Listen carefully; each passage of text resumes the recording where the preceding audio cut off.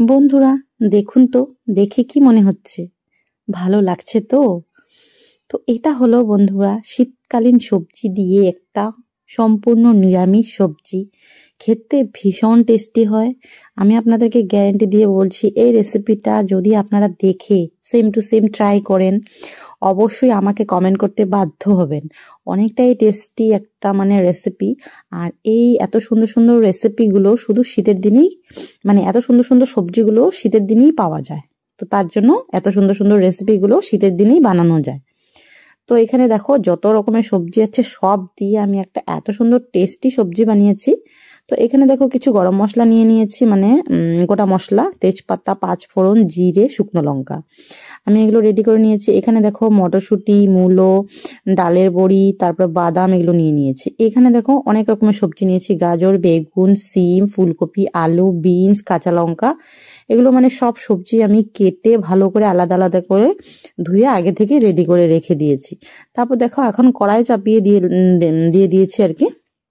এখন কড়াইয়ের মধ্যে রিফাইন তেল ইউজ করেছি। বন্ধুরা, তোমরা চাইলে সর্ষের তেল ইউজ করতে পারো। সর্ষের তেলে আরো ভীষণ টেস্টি হয় রান্নাটা।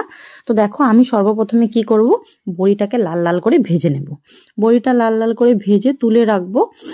এই শীতকালীন সবজি দিয়ে, এরকম ডালের বড়ি দিয়ে, মাসকালাই ডালের বড়ি দিয়ে অনেক টেস্টি হয় সবজি। যে কোনো সবজিতে দিলেই ভীষণ টেস্টি লাগে। তো তোমরা এই সবজিটা অবশ্যই একবার ট্রাই করো। যদি তোমাদের কাছে আমার এই রেসিপিটা ভালো লেগে থাকে বন্ধুরা, তো অবশ্যই একটা লাইক দিও। লাইক দিলে নেক্সট ভিডিও বানানোর জন্য অনেকটাই উৎসাহিত হয়ে যায়।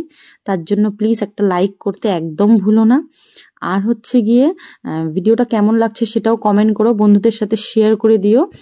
আর যদি নতুন বন্ধু হয়ে থাকো তাহলে প্লিজ চ্যানেলটা সাবস্ক্রাইব করার অনুরোধ রইল। আর ফেসবুক থেকে দেখে থাকলে পেজটা ফলো করার জন্য অনুরোধ রইল। তো দেখো কথা বলতে বলতে আমি এখানে তেলে বাদামটা ভেজে নিয়েছি।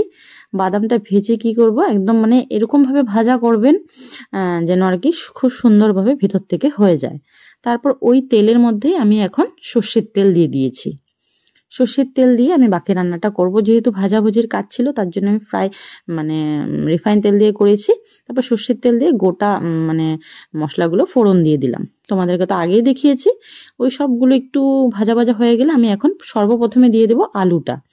যেহেতু আলুটা একটু সেদ্ধ হতে টাইম লাগে, তার জন্য যে সবজিগুলো একটু টাইম লাগে ওই সবজিগুলো আগে দেওয়ার চেষ্টা করবেন আপনারা। তো দেখো আলু দিয়ে দিয়েছি। আলু দিয়ে তারপর হচ্ছে গিয়ে এখন আমি দিয়ে দেবো গাজর। গাজরটাও যেহেতু সেদ্ধ হতে সময় লাগে তার জন্য। তারপর দেখো মূলোটা দিয়ে দিলাম। তো এরকম করে আর কি দিয়ে নেবো আর কি, যে সবজিগুলো একটু সময় লাগে। তারপরে এগুলোকে একটু নাড়িয়ে চাড়িয়ে একটু যখন আধা আধা হয়ে যাবে, তারপর বাকি সবজিটা দেব। তো এ পাশে আমি সবজিতে দেওয়ার জন্য দেখো আদা গ্রেট করে নিচ্ছি। আদা না দিলে ভালো লাগে না নিরামিষ সবজিতে। তারপর দেখো আমি যেহেতু ওই সবজিটা একটু হয়ে গেছে, এখন আমি ফুলকপি, সিম, বেগুন এগুলো সব দিয়ে দেব। বিনস বাকি সবজিগুলো ছিল। তো তোমরা চাইলে প্রত্যেকটা সবজি আলাদা করে ভেজেও রান্না করতে পারো। তো ওটাতে অনেকটা সময় লাগে কিন্তু অনেক টেস্টি হয়। তো আমি এরকম ভাবে করেছি, যেহেতু ওটা করতে গেলে অনেক সময় লেগে যাবে।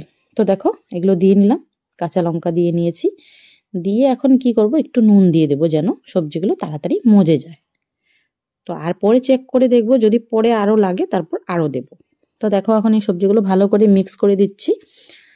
একটু দেখে নাও। দেখো এখনো অনেকটা মজা বাকি আছে।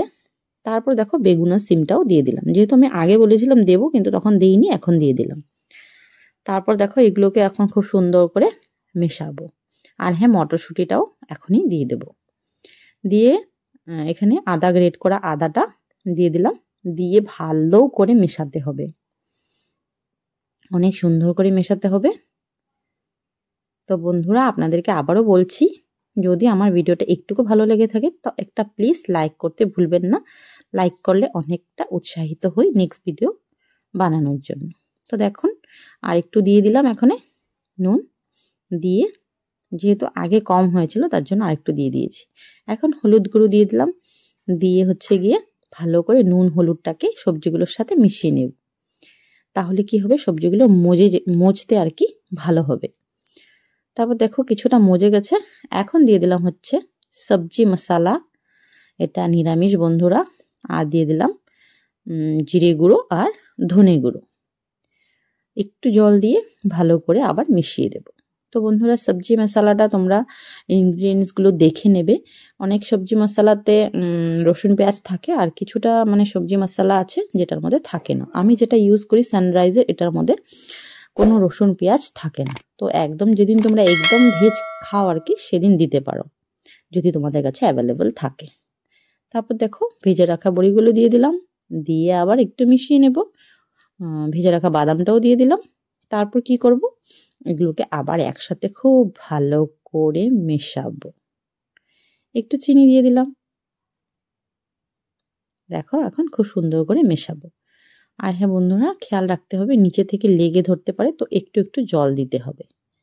তোমরা চাইলে এখানে গরম জল ইউজ করতে পারো, গরম জল করে রেখে একটু একটু করে অ্যাড করতে পারো, যেহেতু তলা থেকে লেগে ধরবে তার জন্য।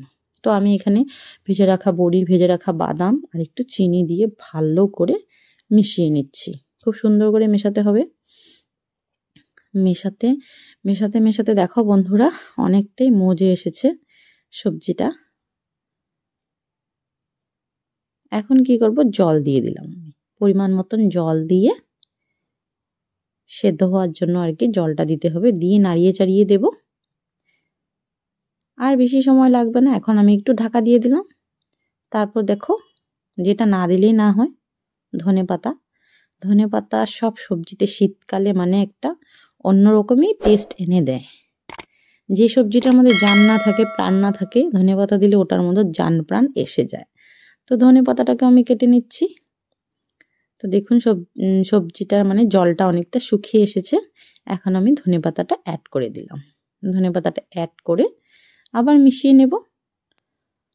তো দেখতে পেলেন তো বন্ধুরা, অনেকটাই সুন্দর একটা মিক্স সবজি হয়ে গেল। তো নিরামিষ দিনে এটা আপনারা খেতে পারেন, ভাতের সাথে, রুটির সাথে, পরোটার সাথে, সব কিছুর সাথেই ভালো লাগে। এটা অনেক টেস্টি একটা রেসিপি। এভাবে একবার ট্রাই করে দেখবেন, তাহলে বুঝতে পারবেন যে কতটা টেস্টি হয়েছে বন্ধুরা।